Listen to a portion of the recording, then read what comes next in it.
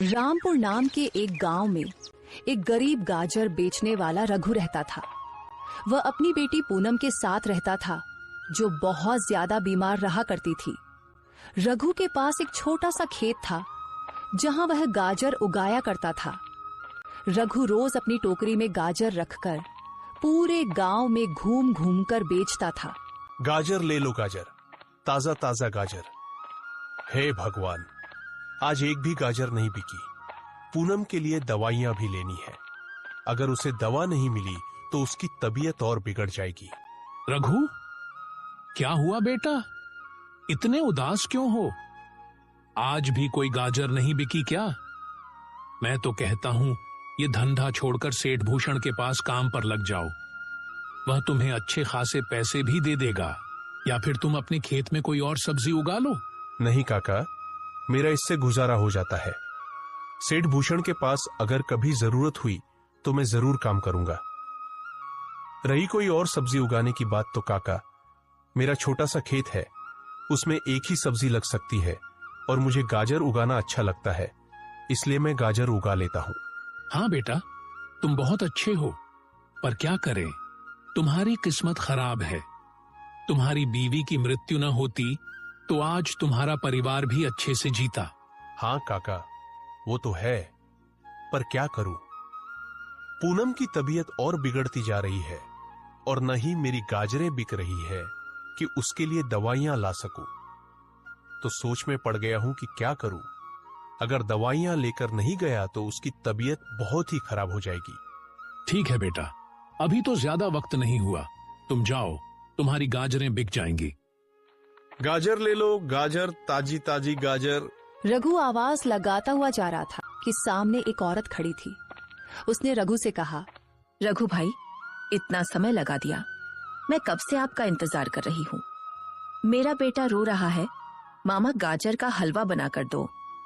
मुझे 100 की गाजरें दे दो ताकि मैं अपने बेटे को गाजर का हलवा बनाकर दे सकूं। लो बहन, अभी दे देता हूँ। रघु ने उसे गाजरें दे दी और आगे बढ़ा। ऐसे ही रघु घर घर जाकर गाजरें बेचता और अपने घर का गुजारा करता। गाजरें तो काफी बिक गई है और पैसे भी आ गए हैं। अब मैं जाकर पूनम के लिए दवा भी ले आऊं। कल भी उसने दवा नहीं खाई थी। रघु दवा लेकर घर चला गया। घर आकर उसने अपनी बेटी की ओर देखा, जो उदास सी बैठी थी। बेटी, देखो, मैं दवा लेकर आया हूँ, दवा खाओ, तुम्हें अच्छा लगेगा। पिताजी, आप जानते हैं मैं ठीक नहीं हूँ, मेरा सिर बहुत दर्द कर रहा है। परेशान मत हो बेटी, बस दवा खाओ और आराम करो, दवा तुरंत असर करेगी। बेटी ने रघु की बात मानी और दवा खा ली। कुछ देर वे दोनों चुपचाप बैठे। फिर रघु ने मुस्कुराते हुए कहा, बेटी, कल से तुम्हें हर दिन यह दवा मिलेगी, बस तुम स्वस्थ रहो, बस यही मेरी खुशी है। पिताजी, आपको मेरी कितनी चिंता है मैं जानती हूँ। ऐसी ही बातें करते करते दोनों पिता और बेटी सो गए। रघु सुबह अपने खेत पर टोकरी साथ लेकर जाता और टोकरी भरकर गाजर तोड़ता, फिर उन्हें गांव में बेच देता। ऐसे ही उनका समय बीत रहा था। एक दिन जब रघु गाजर बेचने के लिए गया हुआ था, तो पीछे से उसके खेत के पास से एक चरवाहा अपनी गायें लेकर जा रहा था। उसकी गायों ने गाजर को देखा तो रघु के खेत की तरफ दौड़ी। उन्होंने रघु के खेत से गाजर खाना शुरू कर दी। चलो बस करो अब, पता नहीं किसका खेत है, मालिक आ गया तो पूरे पैसे लेगा और मेरे पास इतने पैसे नहीं हैं। चलो भागो, अब घर जाकर खा लेना। चरवाहे ने गायों को रोकने की बहुत कोशिश की, लेकिन वे नहीं रुकी। उन्होंने थोड़ी ही देर में सारा खेत साफ कर दिया। चरवाहा जल्दी से अपनी गायें लेकर वहां से निकल गया। किसी की भी नजर उस पर नहीं पड़ी। रघु की कमाई का एकमात्र जरिया यही गाजरों का खेत था। वह भी अब तबाह हो गया और रघु को इस बात की कानों कान खबर नहीं थी।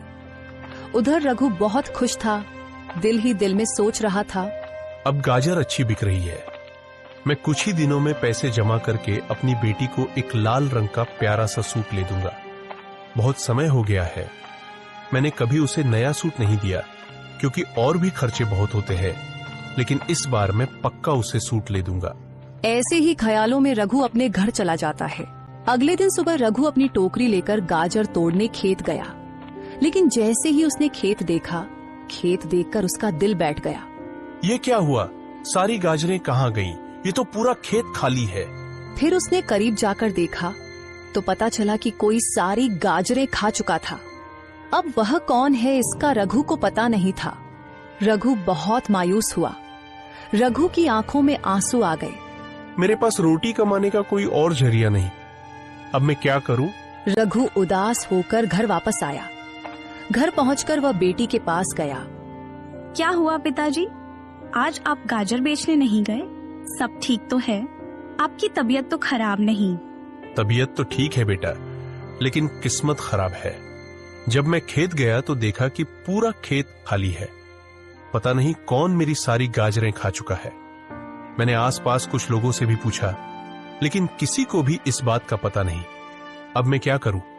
मुझे तो कुछ भी समझ नहीं आ रहा। दोबारा अगर खेत में गाजर लगाऊंगा तो 3 से 4 महीने लग जाएंगे। इतनी देर में हम क्या करेंगे? घर का खर्च कैसे चलेगा? मुझे तो इसी चिंता ने सताया हुआ है।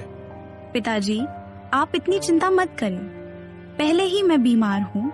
इतनी चिंता करेंगे तो आपकी भी तबीयत खराब हो जाएगी। आप ऐसा करें कि जब तक नई गाजर नहीं उगती, आप किसी से काम का पता कर लें और गांव में ही कोई काम करें। हाँ बेटी, तुम सही कह रही हो।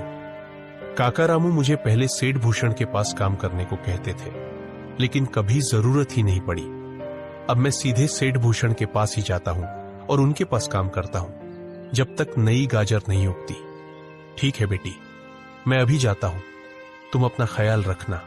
रघु सेठ भूषण के पास काम का पता करने के लिए चला गया। सेठ जी, मैं आपके पास काम का पता करने के लिए आया हूँ। मुझे कोई भी काम दे दीजिए। मैं मन लगाकर काम करूंगा। आपको शिकायत का मौका नहीं दूंगा। क्या हुआ रघु? तुम यहाँ काम ढूंढ रहे हो? तुम्हारी गाजर को क्या हुआ? तुम तो गाजर बेचते थे ना, फिर अचानक आज यहाँ को क्या हुआ? सब ठीक तो है ना? रघु ने सारी बात सेठ भूषण को बता दी। हाँ रघु, किस्मत तो तुम्हारी वाकई बहुत खराब है। अभी 2 दिन पहले ही मुझे एक नौकर की जरूरत थी, जो कि कल ही आया है। अब मुझे किसी और आदमी की जरूरत नहीं है, लेकिन हाँ, अगर मुझे जरूरत होगी तो मैं तुम्हें जरूर बताऊंगा। सेठ जी, मैं बहुत उम्मीद लेकर आपके पास आया हूँ। मुझे कोई भी छोटा सा काम दे दीजिए। दिहाड़ी भी बेझिझक कम दीजिएगा। मैं उफ तक नहीं करूंगा। अरे रघु, अभी काम नहीं है, बोला तो है तुम्हें। जाओ, जब काम होगा तो मैं तुम्हें बता दूंगा। रघु को सेठ भूषण ने कोई भी काम नहीं दिया। वह वापस घर की तरफ नहीं लौटता, बल्कि आगे पीछे गांव के कुछ लोगों से काम का पता करता रहा, लेकिन किसी के पास भी कोई काम नहीं मिला। अपने गांव में तो मुझे कोई भी काम नहीं मिल रहा, और बाहर किसी दूर के गांव में मैं काम नहीं कर सकता। मेरी बीमार बेटी घर पर है, मुझे जल्दी घर भी आना होता है। मैं क्या करूं? अभी रात होने में भी समय है। मैं और किसी से काम का पता करता हूं। शायद कहीं कोई मजदूरी ही मिल जाए, ताकि मैं अपनी बेटी के लिए दवाइयां और खाने पीने की चीजें ले सकूं। एकदम किस्मत मुझे किस मोड़ पर ले आई है, न जाने भगवान की क्या मर्जी है। रघु काम की तलाश में भटकता रहा, लेकिन उसे कोई काम नहीं मिला। वह रात को मायूस होकर घर की तरफ लौटा। घर पहुंचते ही उसकी बेटी ने पूछा, पिताजी, क्या हुआ? आपको कोई काम मिला या नहीं? नहीं बेटी, सुबह से शाम तक काम की तलाश करता रहा, लेकिन किसी ने भी काम नहीं दिया। लेकिन तुम चिंता मत करो, मैं कल फिर से काम का पता करूंगा। तुम बताओ, तुमने दवा खाई है या नहीं, और तबीयत अब कैसी है? नहीं पिताजी, दवा तो सुबह ही खत्म हो गई थी। मुझे आपको बताने का याद नहीं रहा। ये क्या बोल रही हो बेटी? तुम्हें पता भी है तुम्हारी तबीयत कितनी खराब है। दवा के बिना तुम्हारा गुजारा नहीं है। फिर तुमने मुझे बताया क्यों नहीं? मैं जैसे ही पैसे करूं तुम्हारे लिए दवा लेकर आता हूं। आज तुमने ये गलती कर दी है, दोबारा ऐसा मत करना। तुम बैठो, मैं तुम्हारे लिए दवा लेकर आता हूं। पिताजी, रात हो चुकी है, मुझे अकेले घर डर लगेगा। अब आप रहने दीजिए। वैसे भी आपके पास तो पैसे भी नहीं है, फिर मेरी दवा कैसे लाएंगे? बेटी, तुम्हारी दवा के लिए मैं किसी से पैसे उधार ले लूंगा, लेकिन मैं तुम्हारी दवा जरूर लेकर आऊंगा। तुम थोड़ा इंतजार करो। नहीं पिताजी, आप रहने दीजिए, सुबह ले आएंगे। मेरी तबीयत अब कुछ बेहतर है। ए भगवान, अब ये गाजरें जल्दी से जल्दी उग जाए ताकि मैं इन्हें बेचकर अपने घर का खर्च चला सकूं। रघु खेत पर काम करके जब घर गया तो उसने देखा कि उसकी बेटी जमीन पर गिरी हुई थी। रघु ने जल्दी से बेटी को उठाया, चारपाई पर लिटाया और उसके मुंह पर पानी डाला। बेटी उठो, क्या हुआ तुमको? देखो मैं आ गया हूं, जल्दी आंखें खोलो। कुछ देर तक बेटी ने आंखें खोली। रघु को भी समझ आ चुकी थी कि एक दिन दवा न लेने की वजह से उसकी बेटी की यह हालत हुई है। मुझे जैसे भी करके अपनी बेटी के लिए दवा लानी होगी। मेरे पास जीने का एक ही सहारा है। अगर इसे भी कुछ हो गया तो मैं तो जीते जी मर जाऊंगा। मैं आज ही दवा लेकर आऊंगा। बेटी, तुम अपना ख्याल रखो, मैं तुम्हारे लिए दवा लेकर आता हूं। और हां, बिल्कुल भी उठना नहीं, मैं थोड़ी ही देर में आ जाऊंगा। अपना ख्याल रखना। रघु सीधे अपने एक दोस्त के पास गया जो दूसरे गांव के जमींदार का नौकर था। दूसरे गांव का जमींदार लोगों को सूद पर पैसे देता था। रघु सीधे उसके पास गया और जाकर बोला, अर्जुन भाई, मुझे पैसों की बहुत सख्त जरूरत है। मेरी बेटी के लिए दवा लेनी है। मुझे अपने मालिक से कुछ रकम सूद पर उधार दिला दो। तुम्हारी बहुत मेहरबानी होगी। रघु, मैं तुम्हें पैसे तो दिला दूंगा, लेकिन मेरा मालिक बहुत खतरनाक आदमी है और वह सूद भी बहुत ज्यादा लेता है। अगर तुम समय पर पैसे नहीं दे सके तो वह तुम्हारे साथ अच्छा व्यवहार नहीं करेगा, बल्कि तुम्हारा खेत रख लेगा। अच्छी तरह सोच समझ लो। अगर तुम वादा करो कि समय पर पैसे लौटा दोगे तो मैं तुम्हें कम सूद पर रकम दिला दूंगा, लेकिन फिर समय पर पैसे चुकाने होंगे। अर्जुन भाई, मैं समय पर रकम अदा कर दूंगा। मुझे बस 3 महीने का समय चाहिए। मैंने अपने खेत में गाजरें लगा दी है। जैसे ही वे उगेंगी मैं सारी गाजरें बेचकर पैसे लौटा दूंगा। अर्जुन रघु को अपने मालिक के पास ले जाता है। मालिक, ये रघु है, मेरे गांव में गाजर बेचता है। इसे पैसों की बहुत जरूरत है। इसे ब्याज पर पैसे चाहिए। ये 3 महीने के अंदर ब्याज समेत सारे पैसे वापस कर देगा। मैं तुम्हें 30,000 दूंगा, फिर 3 महीने बाद तुम्हें 45,000 वापस करने होंगे। दे सको तो ठीक है, मैं अभी दे देता हूँ।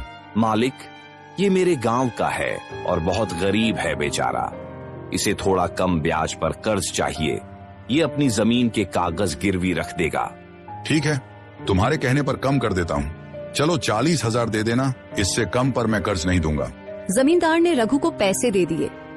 रघु पैसे लेकर बहुत खुश हुआ। उसने सोचा, चलो अब कुछ दिनों के लिए तो पैसों का इंतजाम हो ही गया है। पहले तो पूनम के लिए दवा लेता हूँ, उसके बाद काम का पता करता हूँ। 2 महीने में गाजर फिर से उग जाएंगी। मैं इस बार ज्यादा गाजर लगाऊंगा और जल्दी से जल्दी जमींदार को ब्याज समेत ये पैसे वापस कर दूंगा। ठीक है जमींदार साहब, आपका और अर्जुन भाई आपका भी। मैं ये पैसे वक्त से पहले वापस कर दूंगा। अब मैं चलता हूँ, मुझे अपनी बेटी के लिए दवा लेनी है। रघु पैसे लेकर सीधे हकीम के पास गया। वहां से दवा ली, फिर अपने घर चला गया। घर जाकर उसने अपनी बेटी को दवा दी। इतने में रात हो चुकी थी। घर जाकर उसने अपनी बेटी को दवा दी। इतने में रात हो चुकी थी। फिर बाप बेटी दोनों सो गए। अगले दिन रघु वापस खेत में गया और वहां काम किया। कुछ दिन ऐसे ही गुजर गए। रघु ने खेत में गाजर लगाई, लेकिन फसल होने का नाम ही नहीं ले रही थी। ऐसा लग रहा था जैसे किसी ने कोई जादू कर दिया हो। पिताजी, गाजर उगी या नहीं? आजकल आप बहुत मायूस मायूस नजर आ रहे हैं। क्या हुआ है? बेटी, 2 महीने होने को आए हैं। मुझे कोई और काम भी नहीं मिला और मैंने दिन रात खेत में मेहनत की, गाजर लगाई, लेकिन वो भी नहीं उग रही। पता नहीं क्या हो गया है। ऐसा लगता है जैसे मेरे खेत पर किसी ने कोई जादू कर दिया हो। गाजर उगने का नाम ही नहीं ले रही। पिताजी, बात तो चिंता की है, लेकिन आप भगवान पर विश्वास रखिए। जरूर कुछ अच्छा होने वाला है, जिस वजह से भगवान हमें आजमा रहे हैं। बेटी, पता नहीं भगवान और कितना हमें आजमाएगा। चलो, तुम अपना ख्याल रखना। मैं खेत पर जाकर देखता हूं कि गाजर उगना शुरू हुई है या नहीं। पूनम से इतना कहकर रघु सीधा खेत में चला गया। वहां अपना वही खाली खेत देखकर उसकी आंखों में आंसू आ गए। वह वहीं एक पेड़ के नीचे बैठ गया और भगवान से शिकवे शिकायतें करने लगा। हे भगवान, तू मुझे इतना क्यों आजमा रहा है? मैं इस काबिल नहीं हूं कि तेरे इम्तिहानों से गुजर सकूं। मेरे घर में मेरी बीमार बेटी है। मेरे सिर पर 40,000 का कर्ज है जो मुझे अगले महीने देना है। मुझे तो कुछ भी समझ नहीं आ रहा। भगवान, मुझ पर दया करो। वहां से एक साधु महाराज जा रहे थे। उनकी नजर रघु पर पड़ी। उन्होंने रघु को देखा तो वह रो रहा था और भगवान से शिकवे शिकायतें कर रहा था। साधु महाराज ने रुककर रघु से पूछा, क्या हुआ पुत्र, रो क्यों रहा है? और लगता है भगवान से बहुत नाराज हो। बताओ तो सही, आखिर क्या समस्या है? क्या पता मैं तुम्हारी कोई मदद कर सकूं? साधु महाराज के पूछते ही रघु ने सारी बात खुलकर साधु महाराज को बता दी। साधु महाराज ने ध्यान से बात सुनी और गंभीर आवाज में बोले, चिंता मत करो, भगवान सब ठीक कर देगा। तुम दिल के बहुत नेक हो, ऐसे इंसान भगवान को बहुत पसंद होते हैं। यह कहकर साधु महाराज वहां से चले गए, लेकिन जाने से पहले अपने पास मौजूद पानी में से एक घूंट रघु के खेत में छिड़क देते हैं। फिर वे वहां से चले जाते हैं। रघु चुपचाप वहीं बैठा रहता है। रात को फिर वे घर वापस चला जाता है। अब रघु के पास जो कर्ज लिया था वह सारे पैसे भी खत्म हो चुके थे। उनके पास खाने को भी कुछ नहीं बचा था। रघु अंदर से टूट चुका था। उसकी बेटी ने भी ऐसे ही दवा खा ली। उस दिन वे दोनों बाप बेटी कुछ खाए पिए बिना ही सो गए। बेटी, मैं अर्जुन के पास जाता हूँ। उसके घर से कुछ खाने के लिए तुम्हारे लिए लेकर आता हूँ। ठीक है पिताजी, जल्दी आ जाइए, मैं इंतजार कर रही हूँ। अर्जुन का घर रघु के घर से थोड़ा दूर था। रास्ते में रघु का खेत भी आता था। जाते हुए रघु ने खेत में चक्कर लगाने का भी सोचा। क्यों ना खेत में भी चक्कर लगा लूं? पास ही तो है, बस देखकर वापस आ जाऊंगा। क्या पता गाजर उगना शुरू हो जाए। पूनम को बताऊंगा तो वह भी खुश होगी। रघु खेत देखने के लिए खेत की तरफ पहुंचता है। वह देखता है कि पूरा खेत खाली है, लेकिन एक जगह पर जहां साधु महाराज ने पानी का घूंट छिड़का था, वहां एक पौधा निकला था जिस पर ऊपर गाजर लगी हुई थी। रघु को कुछ समझ नहीं आता कि यह कैसे हो सकता है। गाजर तो जमीन में उगती है, फिर यह पौधा के ऊपर कैसे आ गई? और एक ही रात में यह पौधा इतना बड़ा कैसे हो गया? उस पौधे पर 2 गाजर लगी थी। चलो ऐसा करता हूँ, ये 2 गाजर ले जाता हूँ। एक पूनम खा लेगी और एक मैं। न मैंने कल रात से कुछ खाया है, न ही पूनम ने। चलो ये गाजर खाकर गुजारा हो जाएगा। अर्जुन भाई के घर खाने के लिए जाने में मुझे शर्म आ रही थी। यह सोचकर रघु दोनों गाजर तोड़ लेता है। वह देखता है कि जैसे ही गाजर टूटी, उनकी जगह वहां नई गाजर आ गई। रघु चौंक गया। अब ये कैसा जादू है? पहले ही ये गाजर पौधे के ऊपर देखकर मैं हैरान था, लेकिन ये गाजर तोड़ दी तो उनकी जगह फिर से आ गई। रघु उन्हें भी तोड़ता है और देखता है कि वहां 2 और आ जाती हैं। रघु बहुत खुश होता है। वह समझ जाता है कि यह जरूर साधु महाराज के पानी का असर है। उसे एक जादुई गाजर का पौधा मिला है। वह कुछ गाजर लेकर खुशी खुशी जल्दी जल्दी अपने घर की तरफ जाता है। पिताजी, आप तो अर्जुन भाई के घर खाने लेने जा रहे थे ना? फिर ये गाजर कहाँ से ले आए? मैं क्या बताऊं बेटी, कमाल हो गया है। मेरे खेत में एक जादुई गाजर का पौधा लगा है जिस पर 2 गाजर थी। जब मैंने उन्हें तोड़ा तो वहां फिर से गाजर आ गई। रघु ने पूनम को सारी बात बता दी कि कैसे साधु से मिला था और साधु ने खेत में पानी छिड़का था। बेटी, तुम ये गाजर खाओ, मैं अपनी टोकरी लेकर जा रहा हूं। आज मैं टोकरी भरकर गाजर बेचकर आऊंगा। रघु खेत की ओर गया, गाजर तोड़ी, टोकरी भरकर गांव में जाकर बेच दी। रघु की किस्मत ने अचानक रुख मोड़ लिया था। वह खुशी से झूम रहा था और भगवान का धन्यवाद कर रहा था। सारी गाजरें बेचकर जब वह रात को घर लौटा, ऐसे ही अब पहले की तरह रघु खेत में जाता, गाजर की टोकरी भरकर ले जाता और गांव में बेच देता। एक दिन उसका दोस्त अर्जुन उसे मिला। बताओ कैसे दिन चल रहे हैं, पैसों का इंतजाम कर रहे हो ना? और एक बात बताओ, तुमने तो कहा था कि तुम्हारा खेत खराब हो चुका है, गाजर नहीं उगती, तो फिर अब ये गाजर कहां से लेकर आ रहे हो? दूसरा, मैंने सुना है कि तुम्हारी बेटी अब बिल्कुल ठीक हो चुकी है। यह भगवान का लगता है खुशकिस्मती का वरदान हुआ है। हाँ अर्जुन भाई, ऐसा ही समझ लो। मेरे खेत में एक जादुई गाजरों का पौधा लगा है, उसी से मैं गाजर लाता हूं। उसकी गाजर कभी खत्म ही नहीं होती। मैंने अपनी बेटी को वही गाजर खिलाई थी, तो मेरी बेटी भी ठीक हो गई। ये सब भगवान का ही करिश्मा है, मुझे खुद भी कुछ समझ नहीं आ रहा। क्या बोल रहे हो रघु? मैं कोई बेवकूफ लग रहा हूं तुम्हें? जरूर तुम्हारे खेत में गाजर उग गई होंगी। आखिर ऐसा कौन सा पौधा है जिसकी तुम बात कर रहे हो? मैंने तो कभी नहीं सुना। सुना तो अर्जुन भाई मैंने भी नहीं था। चलो आओ, मैं आपको दिखाता हूं। मैंने अभी तक किसी को नहीं बताया, बस आपको ही दिखाता हूं। हाँ हाँ, चलो दिखाओ, मैं भी तो देखूं वो जादुई गाजर का पौधा। रघु अर्जुन को साथ लेकर अपने खेत पर चला गया, लेकिन जब वह वहां पहुंचा तो उसने देखा कि खेत खाली था। ये क्या हुआ? अभी कुछ देर पहले तो मैं यहाँ से गाजर तोड़कर ले गया था, फिर पौधा कहाँ गायब हो गया? अरे रघु, क्यों मेरा समय खराब कर रहे हो? मुझे तो पहले ही यकीन नहीं था, मैं तुम्हारी बातों में आ गया। चलो ठीक है, मुझे काम पर भी जाना है, ऐसा मजाक नहीं करना चाहिए। अर्जुन चला गया। रघु कुछ देर वहां खड़ा रहा, फिर गाजर लेकर गांव में बेचने के लिए चल पड़ा। रात को वापसी पर रघु फिर से खेत पर आया पौधा देखने के लिए, लेकिन पौधा गायब हो चुका था। रघु बहुत मायूस हुआ, उसे लगा कि भगवान मुझसे नाराज हो गए हैं। वह अपने घर चला गया, अपनी बेटी को कुछ भी नहीं बताया और ऐसे ही सो गया।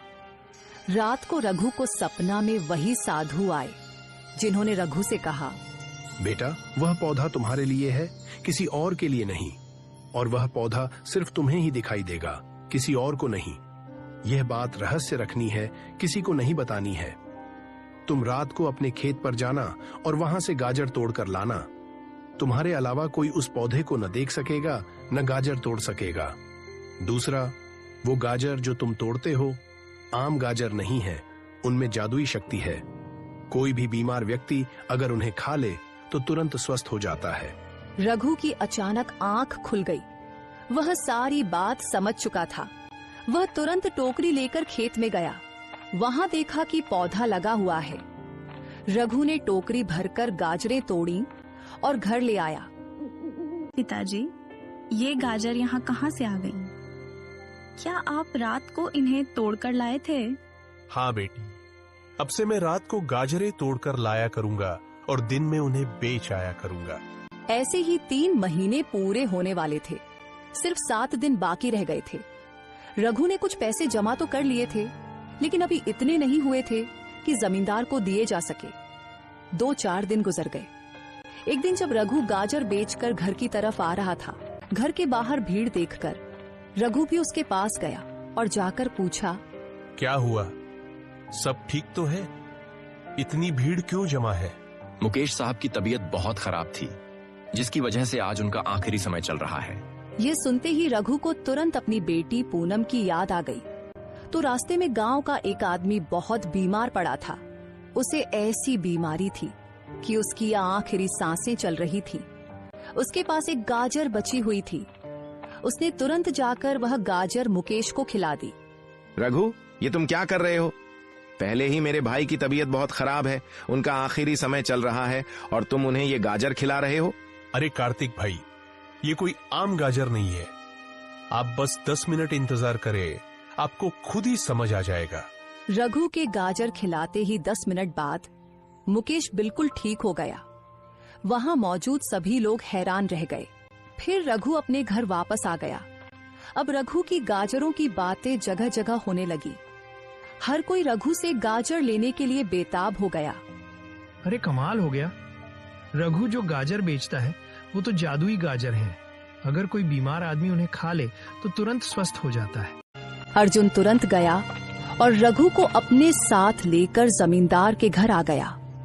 जमींदार ने रघु से गाजर लेकर अपनी पत्नी को खिला दी। 10 मिनट में करिश्मा हो गया।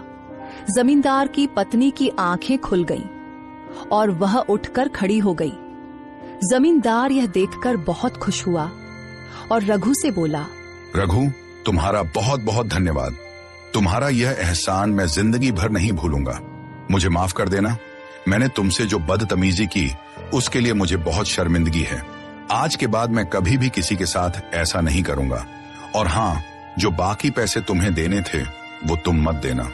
तुमने मेरी पत्नी की जान बचा ली। मेरे लिए यही सबसे बड़ी खुशी है। रघु फिर खुशी खुशी घर वापस आ गया।